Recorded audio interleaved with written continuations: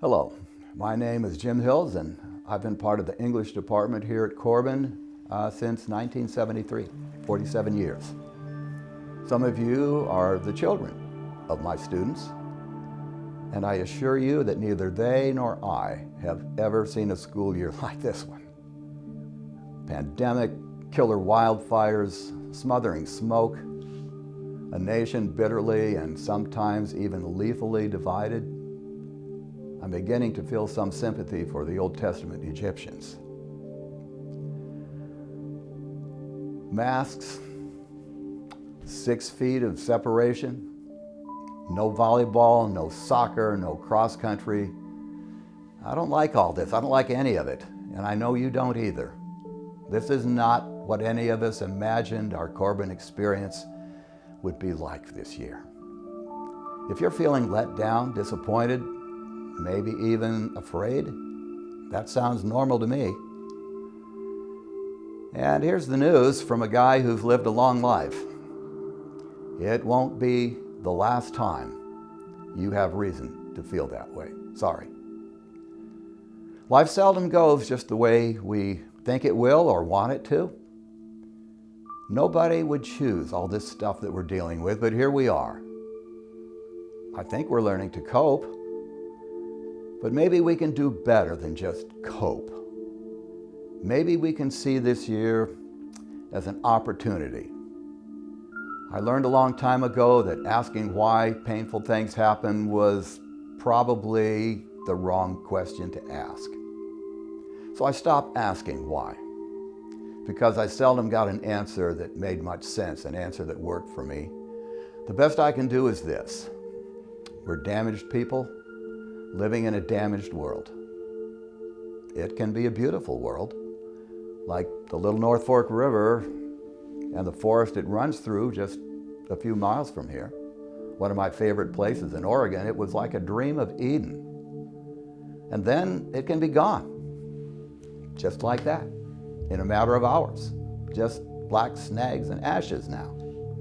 It's hard to digest. Who could have imagined such a thing? So never mind why, I can't tell you. Let's ask a different question. What? What can we take away from our encounters with disappointment and pain and fear? What can we learn now that we might otherwise have missed, probably would have missed, if we got the Corbin experience that we signed up for and thought we were going to get, and didn't? Here's what I've learned. Being a rich American, and we all are, does not mean I'm exempt.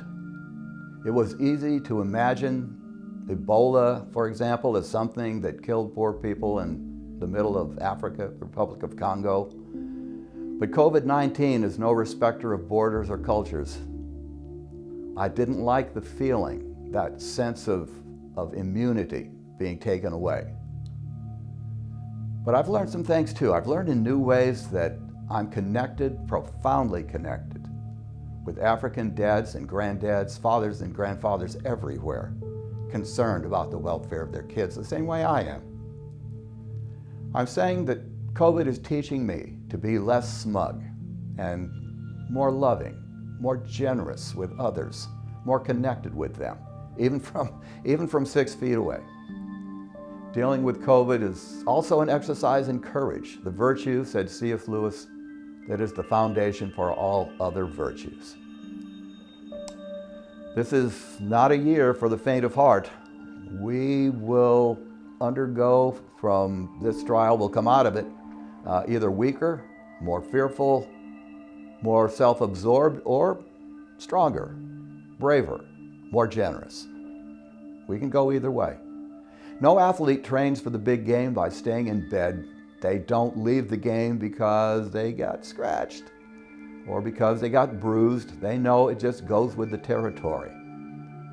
I think it was Harris Barton, an offensive lineman who played with Joe Montana and the San Francisco 49ers, who explained why playing with Joe, the great quarterback, was so rewarding. If we were down in the last few minutes by 3 and had the ball with 2 minutes to go, he said, Joe came into the huddle looked at us all and told us how we were going to win. We knew it, and I think the other people did too. Great quarterbacks show their greatness not when they're up by 4 touchdowns near the end of the game, but when they're on their own 20, trailing by 3, 2 minutes to go. One Monday night, I saw Montana take his team, the game clock winding down, 80 yards and 81 seconds for the win. 6 seconds left when he threw the winning touchdown. Dan Dierdorf, a former All-Pro, was at the mic, I still remember. "Lord, you can take me now," he said. "I've seen it all." I've seen 47 classes come and go here, none of them facing the testing you're going through. We've got a game plan. Stick with it. It's working. Here's our chance to do something unusual. When your children come to Corbin University, I want them to be able to tell their friends, "Yeah, my mom, my dad, they were here that year. They were one of the overcomers."